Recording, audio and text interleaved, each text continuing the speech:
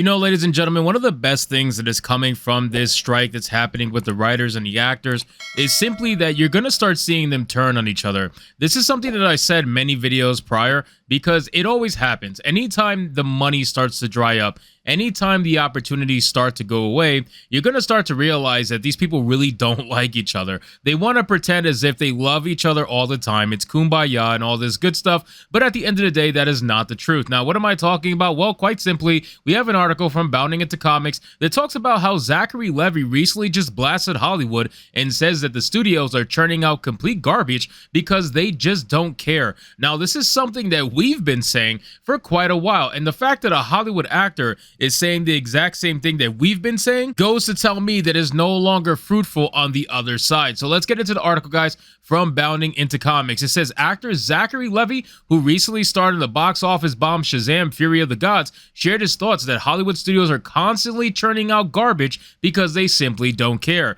Now, I mean, that's pretty obvious for basically anybody who has paid attention to the space that we're in right now. Anybody can look and see that Hollywood has completely given up on any form of creativity. This is why they keep doing reboot after reboot after reboot, because they cannot come up with anything original. This is why they constantly race swap stuff, because they cannot come up with anything original. Hollywood is not the bastion for creativity that it once was many decades ago. Hollywood is simply just churning out content because they need to keep the quantity going. They don't really care about the quality. This is something we've said many times, and the fact that Zachary Levi is trying to come out now and say so after his movie bombed, I find that to be very suspicious. So it says, as reported by Entertainment Weekly, Levi made an appearance at Fan Expo Chicago on Saturday, where he shared, "I personally feel like the amount of content that comes out of Hollywood that is garbage, they don't care enough to actually make it great for you guys. They don't." He elaborated, "How many times do you watch a trailer and go, oh my God,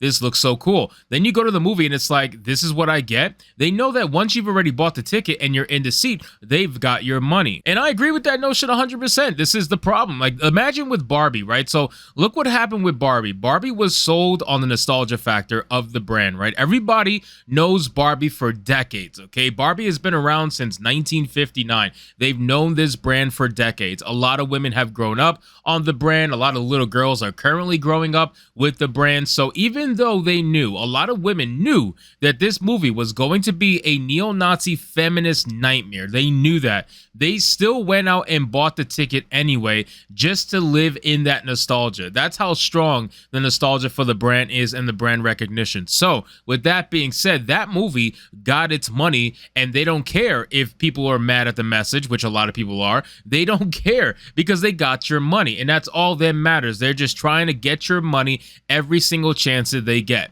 So it says, and for how to change this, Levi posited, and the only way for us to change any of it is to not go to the garbage. Well, isn't that what happened with your movie?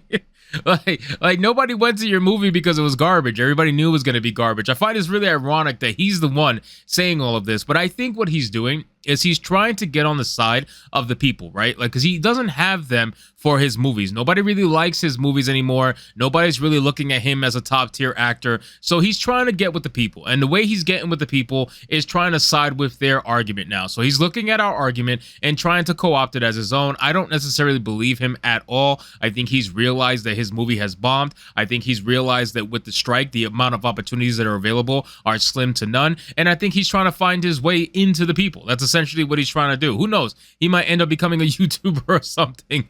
So it says, he added, "We have to actively not choose the garbage. It'll help. It'll help a lot." Levi's assessment of the situation appears to be surface level analysis of the problem that has been plaguing Hollywood for years. Combat Frame Exceed and Soul Cycle novelist Brian Nemir assessed back in 2016 that the primary reason Hollywood is turning out garbage is because Hollywood hates its own audience. That's another thing too. Hollywood has this idea about the people that are watching its movies. Like, it's come to fruition that Hollywood just absolutely hates everybody. Hollywood does not like the people who are watching the movies. Hollywood does not like the people who are watching their TV shows. They're not even writing for you anymore. They're writing for themselves. A lot of them are using these TV shows and movies as a form of like political marketing. It's weird. Like, they're using it as a political diary. They're trying to use it and say, oh, look, I wrote this TV show. I wrote that TV show. I deserve a job in politics. Like, that's essentially essentially what they're trying to do, but they just can't get jobs in politics because they suck. So they're going to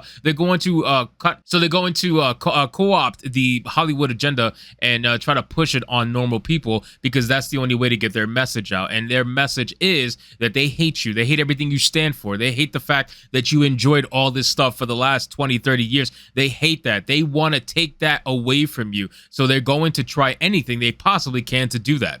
So it says, after noting that one of the key societal functions that storytelling serves is explaining a culture to itself, Namir points out that the American culture has fragmented into two distinct classes, the common underclass and the ruling elite. Namir posits Hollywood is firmly in the latter camp.